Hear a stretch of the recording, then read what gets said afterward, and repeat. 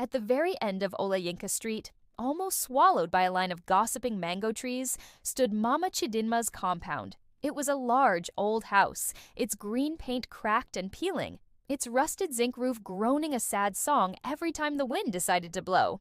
It was a house that seemed to have a life of its own and a peculiar appetite for tenants. Every few months, someone new would arrive, drawn by the promise of cheap rent and a quiet corner of the city. But just as predictably, none of them ever stayed past the 6-month mark. The strangest part wasn't that they left, it was that they could never explain why. If you cornered one of them, maybe at the market or on their way to church, and asked why they moved out so suddenly, you'd get the same awkward smile, a little shrug, and a vague, distant answer. "I can't really remember," they'd say, their eyes clouding over for just a second before they quickly changed the subject. It was as if the house itself reached into their minds and plucked out the memories, leaving only a blank space where their time there used to be. At the heart of this mystery was Mama Chidinma herself. She was a small woman, deceptively so, with sharp, intelligent eyes that missed nothing and a calm, knowing smile that seemed to hold 1,000 secrets. She lived alone in the big, creaking house and rarely ventured out, with the singular exception of Sunday mornings. On those days, she would emerge transformed, dressed in a pristine lace blouse and her finest gold slippers, ready for church. The neighbors had their stories, of course. Whispers followed her like her own shadow. Some said she was a powerful spiritualist. Others claimed she was simply a lonely old woman. But no one really knew for sure. When Ifeoma arrived, a fresh-faced graduate looking for her first real home, she thought she had struck gold.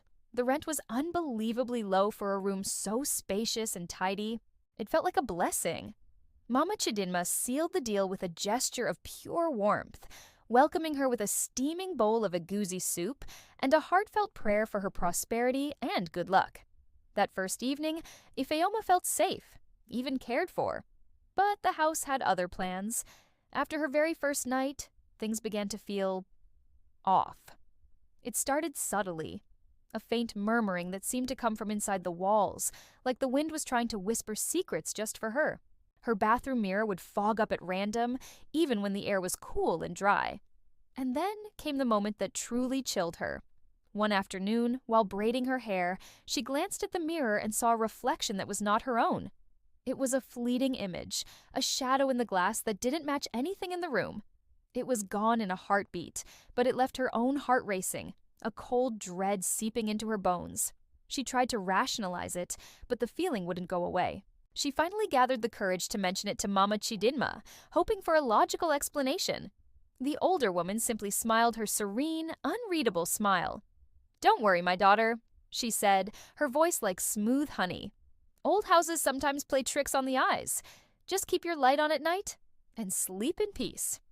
But peace was the last thing Ifeoma found. The nights grew stranger, more active. She started hearing quiet, deliberate footsteps pacing right outside her door. Each time she'd leap out of bed, her heart pounding against her ribs, and fling the door open, only to find the corridor empty and silent. The stillness was more terrifying than the sound itself. That was the final straw. By morning, her mind was made up. She had to leave. But as she began to pack, a new kind of panic set in. Her purse, the one she always left on the small table by her bed, was gone. So were half her clothes, including her favorite Sunday dress. It was as if they had simply vanished into thin air. Frantic and confused, she searched everywhere, but it was useless. 3 days later, Ifeoma walked out of that compound wearing the very same dress she had arrived in, carrying nothing but a profound sense of unease. Months later, her friend Uju asked what had happened at that strange house on Olayinka Street.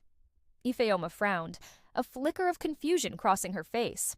"Ah, I don't even remember Jar," she said with a dismissive wave of her hand. "I just know I had to leave." The memory was gone, wiped clean. The house did not stay empty for long. 2 cheerful students from the University of Nigeria moved in next. They were full of life, laughing at the neighborhood tales they heard about the compound. They found the stories amusing, relics of a superstitious past.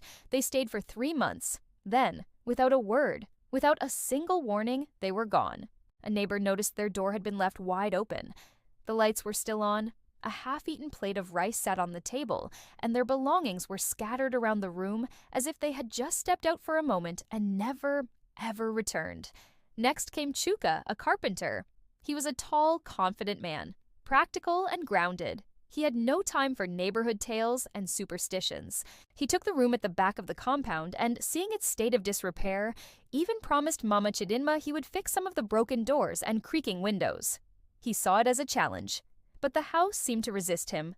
The more he tried to repair, the worse things became. Freshly hammered nails would bend on their own. A new coat of paint would peel away overnight, leaving the old, cracked surface exposed. And sometimes when he was working alone, he'd hear it. A faint, ghostly hammering echoing from another part of the empty compound, mocking his own efforts. One evening, as Chuka was heading back to his room, he noticed a soft, ethereal glow seeping from under Mama Chidinma'S door. His curiosity got the better of him.